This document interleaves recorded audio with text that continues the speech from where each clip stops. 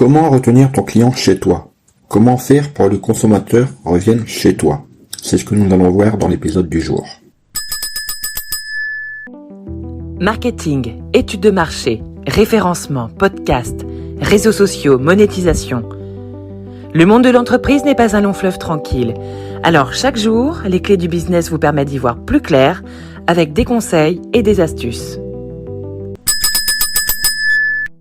Avoir des clients, c'est bien. Avoir des clients qui viennent acheter régulièrement chez toi, c'est mieux. Et les grandes enseignes l'ont compris ces dernières années.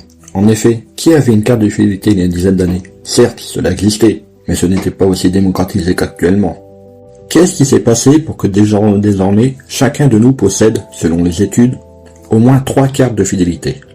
Tout simplement, l'offre de marché a augmenté. La concurrence se fait de plus en plus grande, notamment sur Internet, et les clients n'hésitent pas à changer d'enseigne pour acheter les produits qui leur conviennent. Et donc, les marques se sont interrogées sur un moyen de garder ces clients captifs. Et c'est l'apparition des cartes de fidélité. Au départ, celles-ci proposaient juste des réductions à partir du 10e achat par exemple, ce qui est déjà un bon début, mais ne suffisait pas. C'est alors que des clubs privés se sont créés. En devenant possesseur d'une carte de fidélité, non seulement vous bénéficiez de réductions qui récompensent votre fidélité, mais vous avez accès à des contenus exclusifs que ceux qui n'ont pas la carte n'ont pas. Cela peut être un cadeau pour ton anniversaire, des fiches conseils, des ventes privées qui te proposent d'obtenir des produits encore moins chers que ce qui est proposé en magasin. Partant de ce constat, je te conseille donc de créer toi aussi ton club privé. Tu n'as pas d'idée? Je suis sûr que si. Tu peux créer un groupe Facebook exclusif où tu donnes régulièrement des conseils, des astuces, des remises. Il y a aussi des outils de messagerie comme WhatsApp, Telegram, entre autres, qui sont encore mieux car tu t'adresses en privé à la personne qui s'est inscrite à ton canal de diffusion.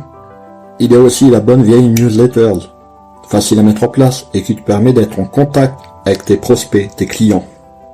Il y a aussi le podcast, comme les clés du business. Mais ce qu'il faut savoir, c'est que tu ne vas pas forcément coder ton outil de gestion de club privé. Tu vas être dépendant de services comme Facebook, WhatsApp, Ocha, mon hébergeur de podcast. Et donc, si ceux-ci sont inaccessibles, tu ne pourras plus contacter tes différents membres. C'est pourquoi je te conseille de récupérer au plus vite les emails de tes membres, voire leur adresse postale, par exemple pour leur envoyer un cadeau lors de leur anniversaire, à Noël, à Pâques, lors de vacances. Tu vois, tu as donc plusieurs solutions qui s'offrent à toi. À toi de tester celle qui te correspond le plus, à celle qui correspond le plus à tes futurs membres. Allez, hop, au boulot! Hey, avant de partir, j'ai une petite faveur à te demander.